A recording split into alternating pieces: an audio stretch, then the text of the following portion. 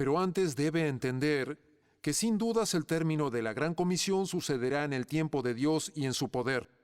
Toda tribu, lengua y nación oirá el Evangelio de Jesucristo según el plan soberano de Dios. Pero también sé que Dios tiene un plan A, que es usar a la iglesia para que esto suceda, y que no existe plan B.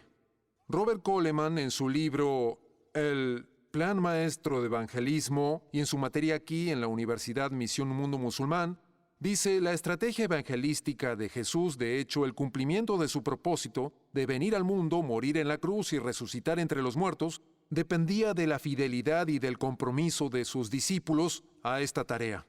No importaba cuán pequeño fuera el grupo al principio, con tal de que ellos lo imitaran y enseñaran a sus discípulos a imitarlo.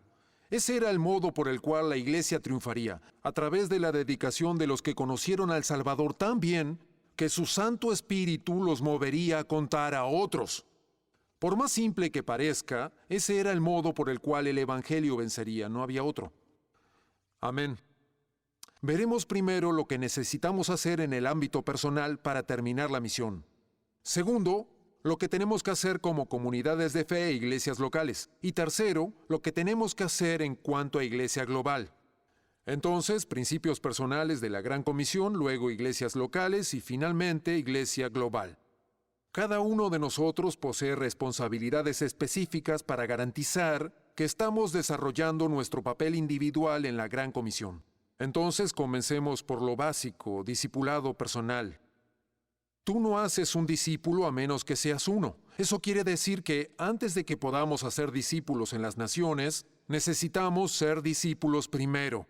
Necesitamos amar a Dios de todo corazón, alma y mente. Aprendemos a ser discípulos viviendo la palabra de Dios, la Biblia, e imitamos a Cristo en el Nuevo Testamento.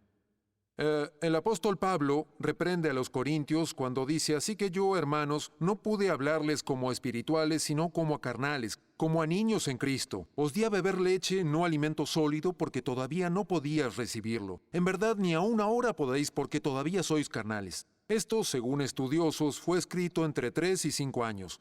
Luego que Pablo estuvo con ellos la última vez. Eso me dice que luego de 3 a 5 años de vida cristiana, tenemos que ser maduros. Esa es una buena escala de tiempo. Entonces estudie teología, estudie la Biblia. Amemos a Dios de corazón, alma y entendimiento.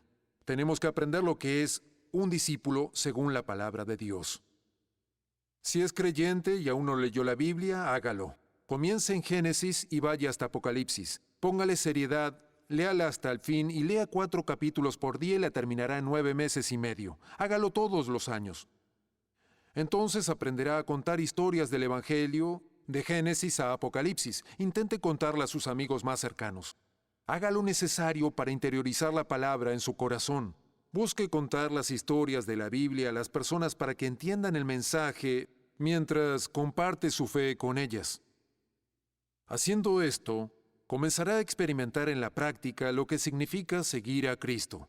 ¿Y cuál es el precio para ser un discípulo? El texto primario del discipulado en el Nuevo Testamento es Mateo 5, 6, 7 en el Sermón del Monte. Es en este texto que aprendemos lo que quiere decir ser discípulo. Hablar con mis amigos sobre el Sermón del Monte es lo que me ayuda en la vida personal, en mi discipulado, y creo que lo ayudará también a obedecer a Cristo en esas áreas. Aún sobre discipulado, Jesús nos dijo que tomáramos nuestra cruz y lo siguiéramos, y eso necesariamente significa sufrir.